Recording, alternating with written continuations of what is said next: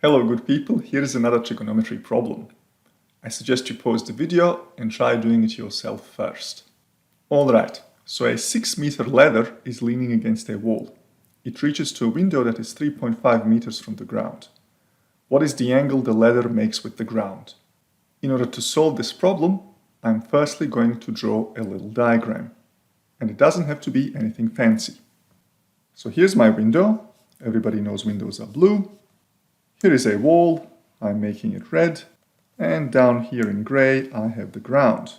Finally, in orange, I have the ladder that is leaning against the wall. I'm told that the ladder is 6 meters long, and I'm also told that the window is 3.5 meters from the ground. So I'm going to add that to my drawing as well. Okay, what is the question actually asking? Well, I need to determine the angle that the ladder makes with the ground. So that would be this angle here. And I'm going to label it angle alpha. Because this looks like a trigonometry question, I'm going to write SOHCAHTOA. The next thing I'm going to do is label the sides of this triangle with respect to the angle given. So the angle given is alpha. The side opposite, the wall, well, that is the opposite. The ground is the adjacent.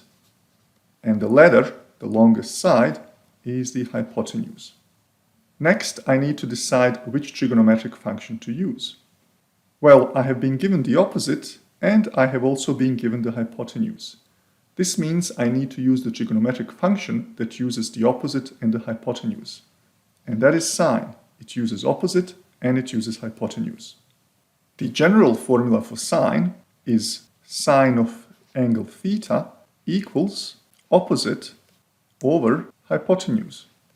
In my case, I have sine of angle alpha equals opposite, which is 3.5 meters, over hypotenuse, which is 6 meters.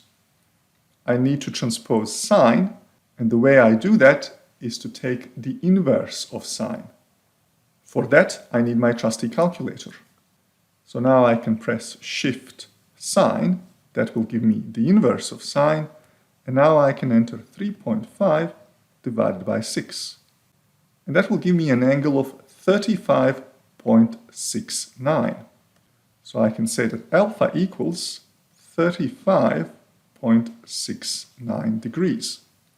How should this value be rounded? Well, I need to look at the number of significant figures in my given measured quantities. The height of the wall has 2 significant figures, but the length of the ladder has only 1.